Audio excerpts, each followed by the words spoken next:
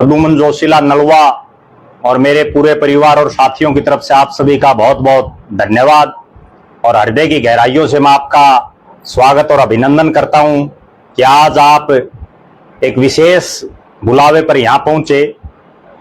अब जो महत्वपूर्ण बात है वो ये है कि हरियाणा प्रदेश में विधानसभा का चुनाव घोषित हो चुका है और उसी विधानसभा चुनाव में हमारा जो नलवा विधानसभा क्षेत्र है, ये परिसीमन के बाद 2009 में यहाँ पहला चुनाव हुआ।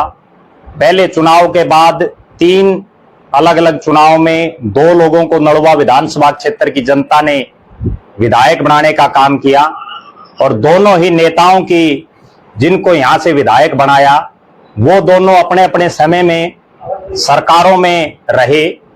उसके बावजूद जिस तरह का पिछड़ापन, जिस तरह की बदहाल हालात नलवा विधानसभा क्षेत्र का, चाहे वो ग्रामीण क्षेत्र हो और चाहे वो शहरी क्षेत्र हो, उसमें देखने को मिली और पिछले 15 साल में जिस तरह के हालात नलवा विधानसभा क्षेत्र के जनता के हुए, उन सब को देखते हुए आज मैं अपना जो एक सामाजिक जीवन मेरा पिछले 20-22 साल का रहा है और पत्रकारिता के क्षेत्र में भी पिछले 20-22 साल से मैं लगातार लोगों से मेरा जुड़ाव रहा है और ना केवल नलवा और हिसार जिले से बल्कि हरियाणा प्रदेश के तमाम 90 के 90 हलकों में और तमाम जो हरियाणा प्रदेश के 90 के 90 हलकों के गांव हो चाहे शहरों हो, उन सभी से मेरा किसी ना किसी तरीके से जुड़ाव रहा है। मैं पिछले काफी सालों से सामाजिक कार्यों में जितना मुझसे हो पाया, चाहे वो पत्रकारिता के माध्यम से हो, चाहे वो सामाजिक कार्यों के माध्यम से हो या मुझे समय समय पर जो भी जिम्मेदारियां मिली उनके माध्यम से मैंने जनता की भलाई के लिए और लोगों के दुख और तकलीफों को दूर करने के लिए, उनकी समस्याओं के समाधान के लिए जितना मेरे से बढ़ पाता था वो मैंने करने का प्रयास किया। उसके बावजूद मैंने जो एक चीज अनुभव की कि हम चाहें कितने ही सामाजिक कार्य कर लें, हम चाहे किसी दूसरे की बैसाखी पर बैठ करके कितने ही लोगों के काम करवा लें, लेकिन जब तक खुद के हाथ में कलम की ताकत नहीं होती तब तक सही मायने में लोगों का, आम जनता का, गरीब लोगों का हम भला नहीं कर सकते। इन तमाम बातों को मद्देनजर रखते हुए और जितना 15 साल में नलवा विधानसभा क्षेत्र की, चाहे वो लोग जीते या हारे, लेकिन कम से कम उन लोगों को नलवा हल्के की सम्मानित जनता ने अपना वोट देने का काम किया। उन तमाम नेताओं ने काम कुछ किया नहीं। उन सब बातों को मद्देनजर रखते हुए आज मैं सार्वजनिक रूप से यह ऐलान कर रहा हूं कि नलवा विधानसभा क्षेत्र से हरियाणा विधानसभा का जो अभी चुनाव होने जा रहा है उसमें चुनाव लड़ूंगा। और चूंकि मैं एक स्वाभिमानी और आजाद किस्म का व्यक्ति हूं, मेरे जो सिद्धांत हैं वो इस तरह के हैं कि मैं कभी किसी की गुलामी पसंद नहीं करता, कभी किसी के नीचे काम करना मैंने ना तो अपनी जिंदगी में सीखा है और ना ही जो मेरे परिवार के और जो मेरे माता पिता हैं उन्होंने भी कोई ऐसे संस्कार नहीं दिए कि कभी हम किसी की गुलामी करें। उन सब बातों को मद्देनजर रखते हुए मैं तमाम राजनीतिक पार्टियों के मेरे पास ऑफर भी आ रहे हैं चुनाव लड़ने के लिए, लेकिन उन सब को छोड़ करके एक आजाद प्रत्याशी के तौर पर नलवा विधानसभा क्षेत्र से विधायक का चुनाव लड़ूंगा।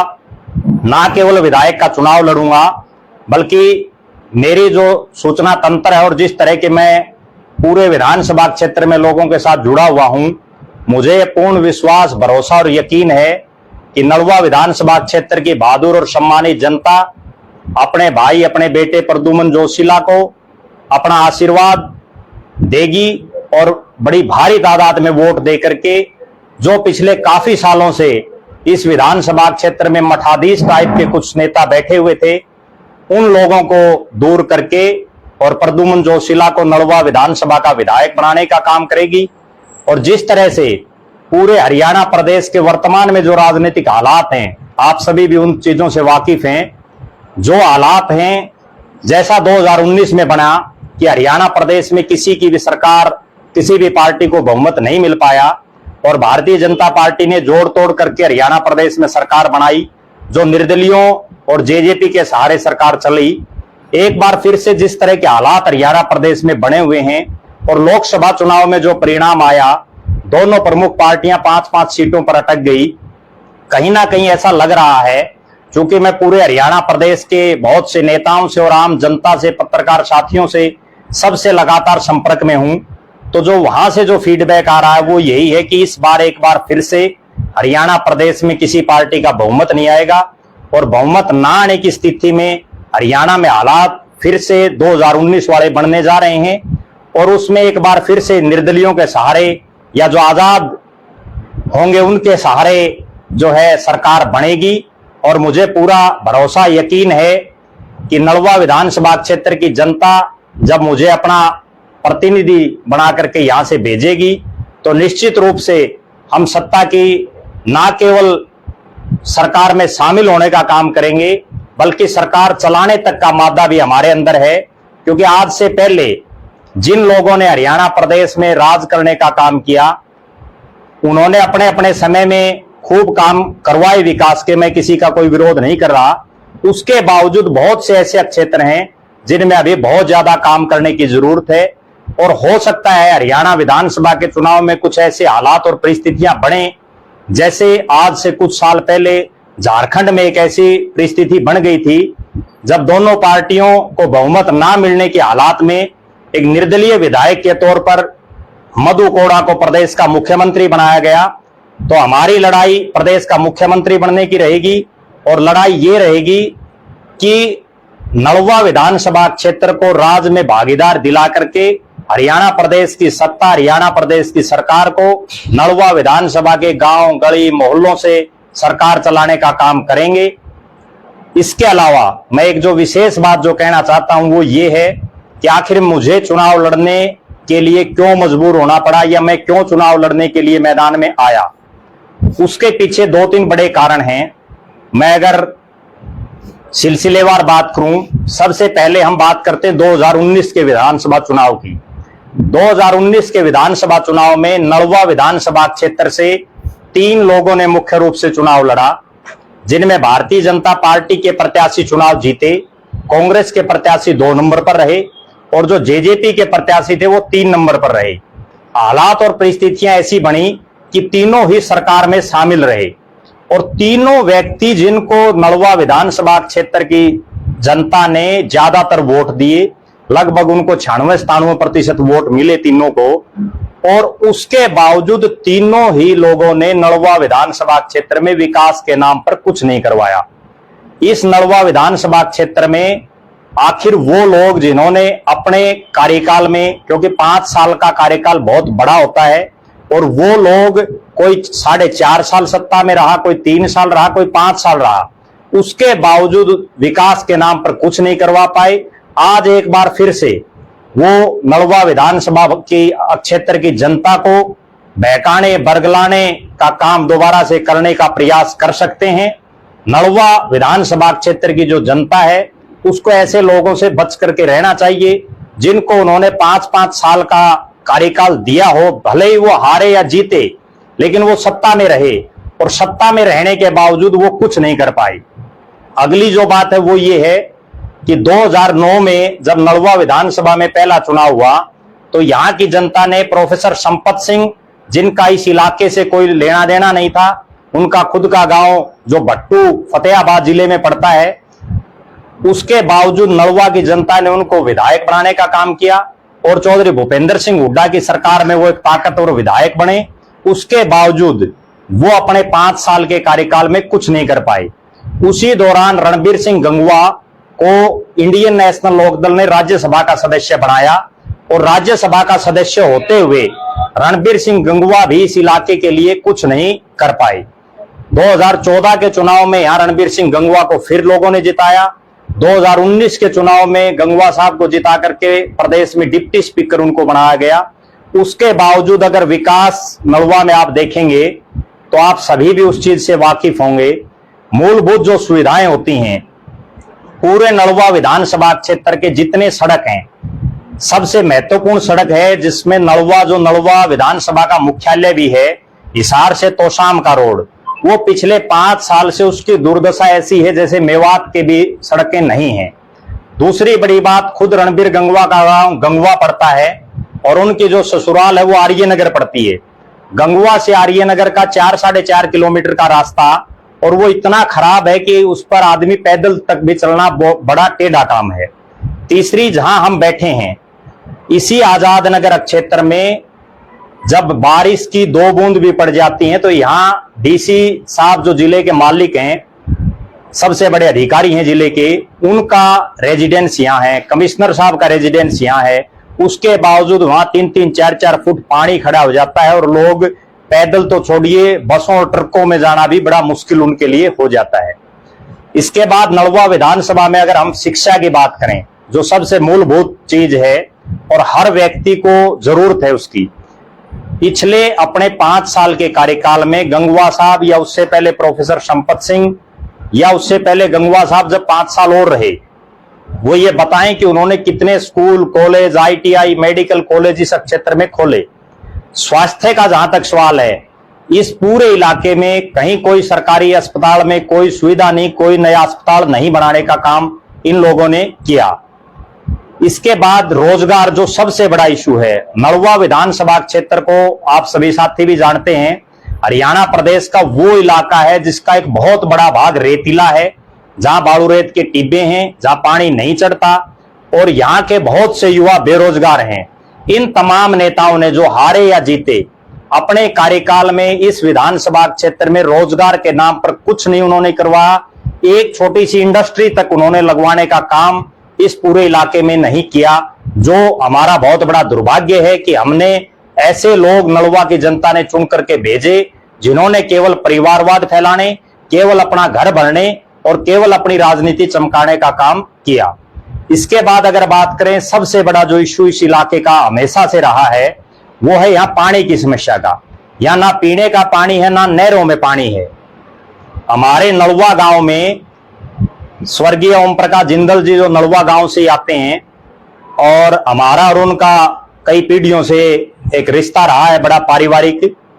मेरे जो दादा हैं चौधरी सुदन सिंह, उन्होंने और चौधरी ओम प्रकाश जिंदल जो हैं, श्री ओम प्रकाश जिंदल जी, वो बड़े पारिवारिक रहे हैं। उनकी याद में नवीन जिंदल जी ने और जिंदल परिवार ने चौधरी भूपेंद्र सिंह हुड्डा को कह करके एक नहर बनवाई थी, ओपी जिंदल माइनर, जिससे नलवा, बालावास, कंवारी, दमाना, गुंजार, भोजराज, दाइमा, ये जो गांव थे, जो बिरानी गांव थे, यहां जो है पानी पहुंचाने का काम किया गया था। लेकिन गंगवा साहब के कार्यकाल में उस नहर में पानी के लिए किसानों को बार बार प्रदर्शन करने पड़े, बार बार जो है किसानों को अपनी मांगों को लेकर के धरने देने पड़े, लेकिन फिर भी वो पानी का समाधान गंगवा साहब नहीं करवा पाए। ना केवल नलवा क्षेत्र, बल्कि हम अगर बात करें गोरछी, गावड़, बासड़ा, पनियार, सरसाना, चौधरीवास से लेकर के भिवानी, रोइला का पूरा इलाका, और उसके बाद रावत खेड़ा से शुरू हो जाए हम, रावत खेड़ा, तलवंडी बादशाहपुर, तलवंडी रुक्का, शाड़वा, तमाम जो ये क्षेत्र हैं, इनमें भी पानी की बड़ी भयंकर समस्या है। और उस समस्या के समाधान के लिए ना रणबीर गंगवा ने कोई प्रयास किया, ना जो और यहाँ के नेता हैं उन्होंने कोई प्रयास किया। ये तमाम ऐसी समस्याएं हैं जिनसे नलवा विधानसभा क्षेत्र के सम्मानित जनता को, यहाँ के सम्मानित मतदाताओं को, यहाँ रहने वाले लोगों को बड़ा भारी कठिनाइयों का सामना करना पड़ रहा है। इसके अलावा 2-3 बड़ी और बातें हैं, वो ये है कि जहां हम बैठे हैं जिस आजाद नगर में, इस आजाद नगर में एक छोटे से अस्पताल की मांग को लेकर के आजाद नगर क्षेत्र, जिसको मिनी भारत बोलते हैं, यहाँ पूरे भारत के अलग अलग राज्यों के लोग आपको मिलेंगे, अलग अलग हरियाणा प्रदेश के गांव के, जिलों के लोग यहाँ मिलेंगे, और एक अस्पताल की मांग को लेकर के यहाँ पिछले काफी महीनों से धरना दिया हुआ है, जो अब भी चल रहा है, अनवरत चल रहा है वो। उसके बावजूद यहाँ ना रणबीर गंगवा ने कोई समाधान किया, ना जो लोग सरकार में और बैठे थे नलवा विधानसभा क्षेत्र के, उन लोगों ने कहीं कोई समाधान करने का प्रयास इस तरफ किया। अब जो अगली बात है वो ये है कि मैं क्या करूंगा अगर नलवा विधानसभा क्षेत्र की जनता मुझे मौका देती है और मुझे अपना जनप्रतिनिधि, अपना साथी, सहयोगी बनाने का काम करती है, तो मेरा क्या विजन है वो भी कम से कम जो नलवा की जनता है उसको पता होना चाहिए। सबसे पहले तो मैं इस राजनीतिक क्षेत्र में कदम रखने से पहले मैंने मेरे घर परिवार मित्र सबसे बात की, और उन्होंने मुझे जो कहा वो ये है कि अब मेरा जितना जीवन है, मैं अभी 36 साल का हुआ हूं, 36 ईयर, और उसके बाद परमात्मा की दया से जितने साल मैं जीऊंगा तब तक नलवा विधानसभा क्षेत्र की और पूरे हरियाणा प्रदेश की जनता की सेवा करने का काम करूंगा। अब से और आज से ही मैं अपने सब जो मेरे काम धंधे या मेरा जो घर परिवार या किसी भी तरह की जो मेरी पारिवारिक जिम्मेदारियां थी, उन सब को छोड़ करके और एक तरह से नलवा विधानसभा क्षेत्र की जनता का साथी सहयोगी बन करके काम करूंगा। नलवा हल्के की जनता का भाई और बेटा बन करके उनके दुख और तकलीफ को दूर करने का काम करूंगा। और अगला जो मेरा पूरा जीवन है वो नलवा विधानसभा क्षेत्र को मेरे घर वालों ने गोद दे दिया है। अब मैं पूरा जीवन, मैं हारूं चुनाव या जीतूं, पूरी जिंदगी राजनीति करूंगा, पूरी जिंदगी सामाजिक कार्य करूंगा और पूरी जिंदगी नलवा और हरियाणा के लोगों की सेवा करूंगा। अब जो मेरा विजन है वो ये है, सबसे पहली और सबसे बड़ी जरूरत जो है वो ये है, मैंने एक नारा दिया है, नलवा हल्का करे पुकार, सादा जीवन उच्च विचार, हर खेत को पानी, हर हाथ को रोजगार। नलवा विधानसभा क्षेत्र में सबसे पहले दो चीजों पर मैं काम करूंगा। सबसे पहला काम तो यह होगा कि इस इलाके के जो बेरोजगार हैं, एक बहुत बड़ा क्षेत्र ऐसा है जहां यहां खेती बाड़ी नहीं होती, जहां बिल्कुल बारिश के ऊपर डिपेंडेबल है सारा सिस्टम, वहां उस क्षेत्र में कोई बहुत बड़ी इंडस्ट्री लगवाने का हम काम करेंगे। वो चाहे हम सरकारी तंत्र से जुड़ करके करें या मेरे बहुत से उद्योगपतियों के साथ बड़े अच्छे संबंध हैं, बहुत से राजनेताओं के साथ बहुत अच्छे संबंध हैं, तो कहीं ना कहीं एक ऐसा सिस्टम मैं बनाने का काम करूंगा जिसमें दो इंडस्ट्री जो मेरे दिमाग में आ रही हैं, एक नलवा का जो क्षेत्र है, जो पुराने बवानीखेड़ा विधानसभा के 19 गांव हैं उनमें, और एक जो आदमपुर के जो 32 गांव इस हल्के में आए हैं उनमें दो इंडस्ट्री हम लगाने का काम करेंगे, जिसमें नलवा विधानसभा क्षेत्र के जिन लोगों को 10-10, 12-12, 15-15 हजार की नौकरी करने के लिए गुड़गांव, दिल्ली, फरीदाबाद और बॉम्बे जैसे शहरों में अपने घर से सैकड़ों किलोमीटर दूर जाना पड़ता है, उन सब को छोड़ करके उन्हें यहीं 20, 25, 30 हजार रुपए की नौकरी मिले और वो शाम को अपने बच्चों के साथ, अपने घर परिवार, माँ बाप के साथ बैठ करके अपना गुजारा कर सके। मेरा जो दूसरा विजन है वो ये है कि नलवा विधानसभा क्षेत्र की जितनी जमीन है, 1 इंच जगह भी ऐसी नहीं छोड़ूंगा जो बिना पानी के, सिंचाई के रह जाए। हर जगह सिंचाई का पानी उपलब्ध करवाने का काम करेंगे। उसके लिए एक बहुत बड़ा जो है, चाहे वो हमें नहर निकाल करके और उसके अंदर से अलग अलग माइनर निकालने पड़े, या उसके लिए हमें किसी भी हद तक, चाहे केंद्र सरकार से बात करें, चाहे प्रदेश की सरकारों से बात करें, नलवा विधानसभा क्षेत्र की जो अनुपजाऊ जमीन है उसको पानी पहुंचाने का हर हालात में काम किया जाएगा। ये दो मुद्दे तो ऐसे हैं जो सबसे जरूरी और सबसे महत्वपूर्ण और सबसे पहले इन पर काम किया जाएगा। उसके बाद ये पूरा इलाका ऐसा है जहां ना कोई मेडिकल की सुविधा है, या एक बहुत बड़ा हॉस्पिटल हम बनाने का काम करेंगे। शिक्षा के क्षेत्र की बात करें, उसके लिए भी बहुत से जो है काम करेंगे। और ये पूरा इलाका एक ऐसा है जहां खेलों का बहुत बड़ा महत्व है। ये हमारा ऐसा इलाका है जिस इलाके ने बहुत से एशियन मेडलिस्ट कह लीजिए, कॉमनवेल्थ के खिलाड़ी कह लीजिए, ओलंपियन तक भी इस इलाके ने देने का काम किया है। तो यहाँ एक खेलों का भी हम हब बनाने का काम करेंगे।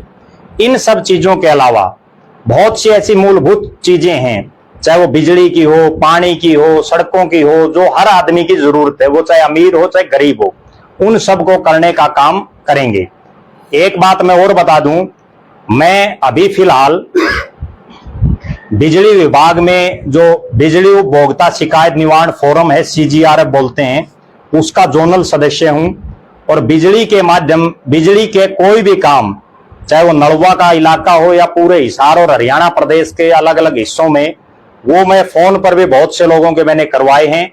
और अब भी लगातार आगे भी हम चुनाव जीतें या हारें, जो भी जिम्मेदारी हमें मिलेगी उस पर बखूबी जो है काम करने का प्रयास करेंगे, और ना केवल प्रयास बल्कि काम करेंगे। अब अगर आपका कोई सवाल हो तो आप कर सकते हैं। सर, आप जी रणजीत सिंह चौटाला का जो इलेक्शन था जी, उसकी पैरवाई की जी और जेपी दलाल के साथ मिले, कहीं ना कहीं बीजेपी का पक्षपात करते थे। तो अगर जी जो टिकट की पैरवाई आपके रणजीत सिंह चौटाला कर सकते हैं? देखो, सीधी बात बता देता हूं मैं, मेरे पास बहुत सी राजनीतिक पार्टियों की टिकटों का ऑफर आया हुआ है, और लेकिन मैं खुद कोई प्रयास नहीं कर रहा किसी पार्टी से चुनाव लड़ने का। उसका एक कारण यह है कि मैं आजाद किस्म का आदमी हूं, आजाद नगर में ही रहता हूं, और आजाद ही चुनाव लड़ेंगे। किसी पार्टी से अगर मैं चुनाव लड़ूंगा तो उस पार्टी की नीतियां, उस पार्टी के हिसाब से चलना पड़ता है। उसमें आदमी अगर सांस लेता है तो वो भी पूछ करके लेना पड़ता है। अगर वहां कोई मीटिंग हो बीजेपी की, उसमें आदमी फोन तक नहीं उठा सकता, चाहे वो किसी भी राजनीतिक पार्टी की हो। जहां तक सवाल आपने किया, चाहे रणजीत सिंह हो चाहे जेपी दलाल जी हो, मेरे यहाँ ना केवल भारतीय जनता पार्टी के नेता, बल्कि चाहे कांग्रेस के हुड्डा साहब हों, वो भी आ चुके हैं। अभय सिंह चौटाला जो इंडियन नेशनल लोकदल के वो आ चुके हैं। जेजेपी के नेता आ चुके हैं, आम आदमी पार्टी के आ चुके हैं, बहुजन समाज पार्टी के आ चुके हैं, तमाम जितनी पार्टियां कांग्रेस के आ चुके हैं। उन सब के साथ मेरे आज भी बड़े गहरे संबंध हैं। अगली बात मैं और बता दूं, अब भी मैं तमाम राजनीतिक पार्टियों के जो बड़े नेता हैं, जो टिकटों का फैसला करते हैं, जो लोग पार्टियों को चलाने का काम करते हैं, उन सभी से अब भी मेरी बात होती है। ये नहीं है कि अगर मैं निर्दलीय चुनाव लड़ रहा हूं तो मैंने किसी से मेरे संबंध बिगाड़ लिए हैं। मेरे सभी पार्टियों के सभी नेताओं के साथ बहुत बढ़िया संबंध हैं, जिनके साथ मेरा दिल और दिमाग मिला हुआ है। अगली जो बात है वो ये है कि मैं ना दबने वाला, ना झुकने वाला, ना बिकने वाला, ना रुकने वाला। जो मैंने ठान लिया वो मैं करूंगा, चाहे वो पार्टियां किसी को भी चुनावी मैदान में उतारे। और जो साथी उन पार्टियों की टिकट मांग रहे हैं, उनसे भी मेरी एक चुनौती है। जो नलवा विधानसभा क्षेत्र में भी बहुत से साथी घूम रहे हैं, वो चाहते हैं, कोई बीजेपी की टिकट चाहता है, कोई कांग्रेस की चाहता है, कि वो बीजेपी और कांग्रेस की टिकट की बजाय अगर उनमें मादा है और उनमें दम है, तो जिस तरह से मैंने घोषणा की, इस तरह से वो निर्दलीय चुनाव लड़ने की घोषणा करें, ताकि ये पता चल जाए कि दूध का दूध और पानी का पानी साफ हो जाए। और ये भी पता चल जाएगा कि उन लोगों में कितना मादा है। या एक बात मैं और बता देता हूं आपके प्रश्न से उत्तर, कि इस विधानसभा क्षेत्र में बहुत से ऐसे नेता घूम रहे हैं जिनको इस विधानसभा क्षेत्र की ना भौगोलिक जानकारी का पता, ना उनकी कोई सभ्यता और संस्कृति इस इलाके से मिलती है, ना उनको इस इलाके के किसी भी तरह की जो समस्याएं हैं उनका कोई ज्ञान है। वो केवल कुछ एक नेता पैसे के दम पर नलवा विधानसभा क्षेत्र की बहादुर जनता को बरगलाने और बहकाने का काम करना चाहते हैं, जिसमें यहाँ की जनता उनकी बातों में नहीं आएगी। और इस बार का ये चुनाव नलवा विधानसभा क्षेत्र के जितने धनाढ्य मठाधीश बने बैठे हैं, जो लोग पता नहीं किस तरीके से जिन्होंने पैसा कमाया है, उन तमाम लोगों को दरकिनार करते हुए एक आम किसान को, एक आम किसान के बेटे को और एक आम परिवार के साथी को चुनाव जिता करके विधानसभा में भेजने का काम करेगी। 2009 के अंदर प्रोफेसर संपत सिंह चुनाव जीतते हैं जी, बहुत बड़ी जो जल रैली निकाली, और उसके बाद में जब सिंचाई के जल के लिए जी नलवा के क्षेत्र के जो लोग पहुंचे जी, तो उन्होंने एक जवाब दिया कि मैं भाखड़ा तोड़ कर ला दूं जी। पानी की समस्या आप जानते हैं क्षेत्र में है, क्योंकि ये टेल भी बढ़ती है और बॉर्डर भी पड़ता है डिस्ट्रिक्ट का जी। तो आप जीतेंगे तो डिस्ट्रिक्ट का भी नहीं, हरियाणा का भी बॉर्डर पड़ता है, तीन बॉर्डर पड़ते हैं, तो आप जीतेंगे, फिर पानी की व्यवस्था करेंगे कैसे? देखो, सबसे बड़ी चीज ये होती है कि आदमी का एक विजन होना चाहिए। मैं दर्शकों को एक बात और बताना चाहता हूं, 2001 और 2 में कंवारी गांव में, उस समय कंवारी गांव बवानी खेड़ा हल्के का हिस्सा था, और जो 19 गांव नलवा के हैं वो भी उसी इलाके में आते थे, बवानी खेड़ा में। वहां 7-8 महीने लगातार रोड जाम रखा गया था पानी की मांग को लेकर। चौधरी ओम प्रकाश चौटाला की सरकार थी, और उस समय मैं मात्र 14 साल का था। एक बड़ी खास बात मैं बताऊं, उस 14 साल की उम्र में मैं लगातार 7 महीने उस धरने पर बैठा। उसके बाद बवानी खेड़ा में लाठी चार्ज हुआ, उसमें भी मैं वहीं शामिल था, और जमालपुर गांव में भी वहां रोड जाम किया गया। 100-200 के आसपास लोगों पर मुकदमे दर्ज हुए, बहुत से लोग वहां जेल में गए, और उस समय के मौजूदा जो हमारे बवानी खेड़ा के विधायक थे रामकिशन फौजी, उनको भी सरकार ने गिरफ्तार किया था। जहां तक पानी की समस्या का समाधान है, इससे मैं खुद दुखी हूं। मुझे पता है, मेरा जो खेत पड़ता है नलवा गांव में, हमारे परिवार के में जो है 100 किले जमीन है, और वो 100 किले जमीन हमारी बिल्कुल टेल के ऊपर पड़ती है। जो नहर निकली हुई ओपी जिंदल माइनर, वो हमारे खेत के बिल्कुल बीचों बीच जाती है। उस इलाके में हालात ये है कि 6-6 महीने तक पानी नहीं आता। जब हमें उस समस्या की जड़ का पता है कि वो पानी, देखो पानी एक ये तो है नहीं हम कहीं से पैदा कर देंगे, जितना पानी आज है उसी की एक व्यवस्था बनानी पड़ेगी। उसके लिए 2-3 चीजें हैं। जहां तक एक बात है SYL नहर के पानी की, जो पूरे हरियाणा में एक बहुत बड़ा मुद्दा रहा है वर्षों से। SYL नहर का पानी जो पंजाब हमें नहीं लाने दे रहा, उसके लिए एक तो वाया हिमाचल लाने का एक रास्ता है, जिस पर हमारे भी कुछ साथी काम कर रहे हैं। और उन्होंने प्रदेश के जो पिछले मुख्यमंत्री थे मनोहर लाल जी, उनको भी वो स्कीम बताई थी, लेकिन मनोहर लाल जी उसको इंप्लीमेंट नहीं कर सके, या उनकी क्या मंशा थी वो तो वो बताएंगे। तो पहली कोशिश तो हमारी ये रहेगी कि जो SYL नहर है उसका जो पानी है, क्योंकि जब तक पानी की बढ़ोतरी नहीं होगी तब तक इस इलाके में पानी नहीं आएगा। और वहां वाया जब हिमाचल प्रदेश वो नहर आएगी, और वहां कोई हिमाचल सरकार को कोई दिक्कत भी नहीं आज तक, क्योंकि वो अभियान पिछले 5-6 साल से चला हुआ है, लेकिन सरकारें उस तरफ ध्यान नहीं दे रही।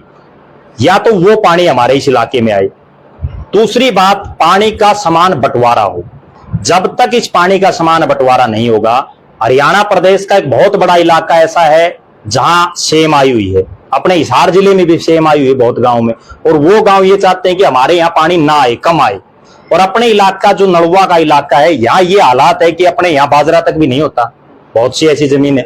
जब तक इस पानी का समान बंटवारा नहीं होगा तब तक इस समस्या का समाधान नहीं किया जा सकता। और वो समाधान तभी होगा जब हम सरकार में बैठेंगे, या हमारी इतनी ताकत होगी, भले ही हम चुनाव हारे या जीते 1 मिनट के लिए, लेकिन अगर नलवा की जनता हमें वो ताकत देगी तो हम हारने के बावजूद भी वो काम करवा सकते हैं। अगली जो बात है, जो समान बंटवारे की बात है, चौधरी धर्मवीर सिंह जो तोशाम से विधायक होते थे किसी समय, उन्होंने पूरे हरियाणा में एक समान पानी के बंटवारे को लेकर के एक यात्रा निकाली थी। तब वो कांग्रेस के विधायक थे और हमारे बड़े उनके साथ पारिवारिक संबंध है। उनकी उस यात्रा में भी मैं उस समय 14, 15 या 16 साल का ही था, तब भी मैं उस यात्रा में उनके साथ सक्रिय था। तो मुझे ये पता है कि असली बीमारी की जड़ कहाँ है, और उस बीमारी की जब तक जड़ को नहीं पता होगा तब तक उसका समाधान नहीं हो सकता। ये जो आप चुनाव लड़ रहे हैं अभी इंडिपेंडेंट असेंबली का, तो आप देख रहे हैं नलवा से जो है डिप्टी स्पीकर रणधीर गंगवा जी, अगर बीजेपी उनको टिकट देती है, या फिर जो अगर कांग्रेस की बात करें तो अनिल मान जो है ट्राई कर रहे हैं, सभी धनाटे हैं, तो आप आदमी मेरे पास फोन करेगा और फिर वहां लेन देन की बात करके बैठने वाली भी चीजें सामने निकल करके आती है। ऐसा पूर्व में देखा गया है। अगर हम बात करें तो पूर्व में वित्त मंत्री जो है अपने संपत सिंह जी भी चुनाव लड़के यहाँ से विधायक बने हैं। इतने बड़े बड़े नेता है। 2 सवाल है, तो ये कैसे आप इनसे कम्पीट कर पाएंगे? सुनो दोनों सवालों का उत्तर। सावित्री जिंदल, श्रीमती सावित्री जिंदल से ज्यादा धनाढ्य इस इलाके में कोई नहीं है। 2014 के चुनाव में उनकी टक्कर में डॉक्टर कमल गुप्ता थी और उन्होंने सावित्री जिंदल को बुरी तरह से हरा दिया। धनाढ्य लोग सिर्फ पैसे के बल पर अपनी मार्केटिंग कर सकते हैं। वोट तो लोगों ने डालना है, लोग किसी के बिकाऊ नहीं है। दूसरी बात, अगर ये इतने ही धनाढ्य बनते हैं जिन लोगों का आप नाम ले रहे हो, तो क्यों नहीं वो इस इलाके में कोई फ्री के स्कूल खोलते, क्यों नहीं वो फ्री के अस्पताल खोलते, क्यों नहीं वो अपने पैसे से इस इलाके में कोई सिंचाई के लिए जो व्यवस्था करते। सिर्फ वो ढकोसलेबाजी, सिर्फ जुमलेबाजी, सिर्फ लोगों को बरगलाने और बहकाने का काम कर रहे हैं।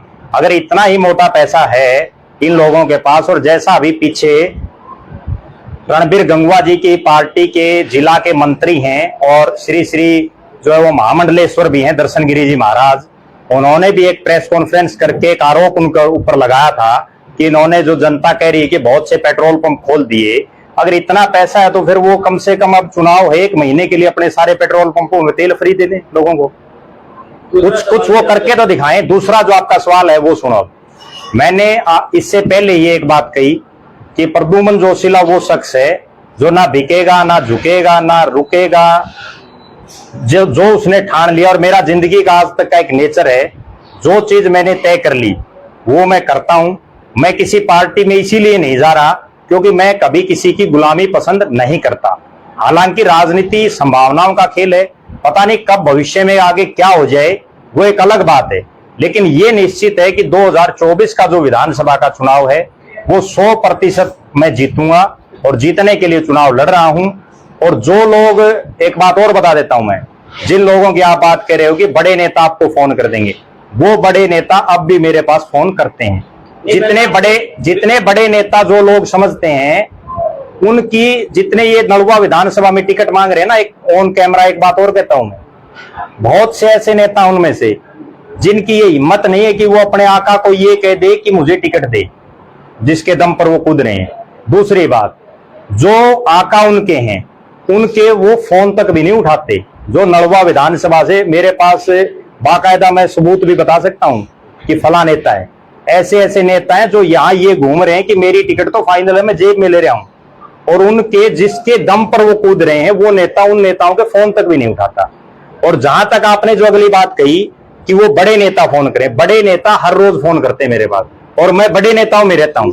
मैं ये पूछना चाह रहा हूँ, आप तैयारी कैसे करेंगे? 1 महीना बचा हुआ है, क्या आप भी कॉन्वॉय लेकर के चलेंगे क्या? इन जैसे अनिल मान लेकर के चलते हैं अपने स्कूल की बसें, या फिर जो भारतीय जनता पार्टी का रणधीर गंगवा को देती है तो उनके पास भी जो है काफी जो है हमला दमला है, तो आप किस प्रकार से जो है तैयारी करेंगे, अब कैसे फाइट करेंगे? हालांकि मैं ये बात आज नहीं कहना चाहता था, मैं चाहता था कि ये बात मैं 1 तारीख के आसपास कहता तो ज्यादा बेहतर था, लेकिन फिर भी अगर आज आपने पूछ लिया तो मैं एक ऐसा काम करने जा रहा हूं जो हरियाणा प्रदेश में मैं इकलौता ही शख्स हूंगा जो वो काम करेगा।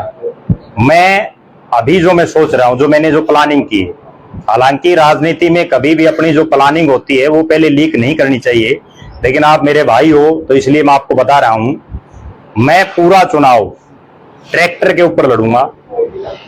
पहला ऐसा प्रत्याशी होऊंगा हरियाणा प्रदेश का जो सबसे कम खर्चे में और सबसे ज्यादा वोटों से जीतने का काम करूंगा। पूरा चुनाव ट्रैक्टर के ऊपर पूरे विधानसभा क्षेत्र के तमाम गांव में, तमाम शहरी क्षेत्र में घूमूंगा, और ये जितने नेता हैं इन सबको भी मेरी आपके माध्यम से एक चुनौती है कि ये पूरा चुनाव तो छोड़िए 40 दिन का, एक दिन उस ट्रैक्टर पर बैठ के देखें, सबकी धरण नहीं डिग जाए तो मुझे बता देना। ये सिर्फ किसान नेता बनने का ढोंग करते हैं। इनमें से ज्यादातर को ये भी नहीं पता कि जोर गेहूं में अंतर क्या होता है, हल कैसे बांधते हैं, कैसे जोतते हैं खेत को। जी जोशीला जी, आपने अभी कहा कि 14 और 16 साल में आंदोलनों में आप पानी के लिए जी, तो इन 16 और 14 अभी आप 36 की उम्र भी बता रहे हैं, 20 सालों में आपने क्या प्रयास की इस इलाके में पानी दिला रहे हैं? देखो, इस इलाके के लिए मेरी जहां तक जिसके साथ भी मेरे संबंध थे उन सब नेताओं को मैंने बार बार बोला, मेरे घर पर भी, आप भी उस चीज के दर्शक रहे हो, उस चीज को आपने भी देखा है, जब भी कोई मंत्री या सरकार का कोई बड़ा नुमाइंदा आया है आज तक, उनसे भी मैंने जितनी संभावनाएं हो सकी उतने काम लोगों के करवाए। इन कामों को लेकर के मैं खुद प्रदेश के बहुत से नेताओं से मिला हूं। बार बार हमने अभी पीछे भी हिसार के, चाहे वो नहर विभाग के एससी का दफ्तर हो, चाहे आसी में जो ओपी जिंदल माइनर का जो कार्यालय वहां आसी एक्शन के अंडर आता है वहां हो, हमने बार बार धरने, जुलूस, प्रदर्शन करने का काम किया है, लेकिन हर बार जो यहाँ के नुमाइंदे होते हैं वो कोई मदद नहीं करते, वो टांग अड़ाने का काम करते हैं। हमारे इलाके के बहुत से लोग नलवा के विधायक रणबीर गंगवा के पास बहुत बार गए, लेकिन उन्होंने हर बार उनको गोली दे करके भेज दिया। बहुत बार आपके पास कृषि मंत्री जेपी दलाल भी आए जो चाय और फोटो खिंचाने का ही काम किया, उसमें भी कोई प्रयास नहीं किया। देखो, सरकार में सीधी और साफ स्पष्ट बात बताऊं, जब तक लोकल विधायक कोई प्रयास नहीं करता तब तक बाहर के नेता केवल उस फाइल को आगे सरका सकते हैं। वो खुद क्यों इंटरेस्ट लेंगे?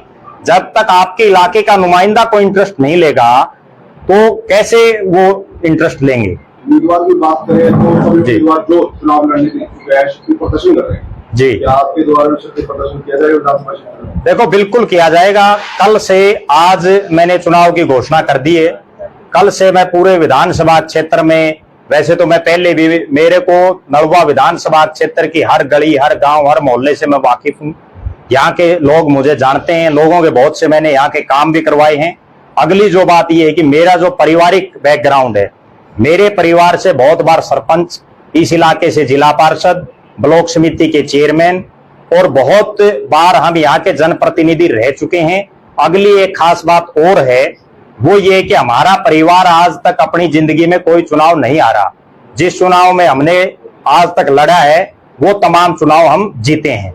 रैली को लेकर कोई डेट फिक्स की है? देखो, रैली के लेकर तो अभी डेट नहीं फिक्स की, लेकिन इतना तय है कि 5 या 6 तारीख को हम नामांकन दाखिल करेंगे, बिल्कुल शुरुआत में ही। और उसके बाद देश के 2 बड़े नेताओं से 2 या 3 बड़े नेताओं से मेरी बातचीत भी चल रही है। हो सकता है मैं उन नेताओं को किसी दिन यहाँ बुलाऊं, भले ही वो रैली हम करें या भले ही वो हम छोटा कार्यक्रम करें, लेकिन उनको बुलाएंगे। पार्टी तो मैं अगर अभी नहीं बताऊं तो ज्यादा उचित रहेगा, किसी दिन फिर बताएंगे आपको। 2 ऐसे नेता हैं जो बहुत कुछ बदलने का वादा रखते हैं। ज्यादा तो आप बीजेपी पार्टी में हैं?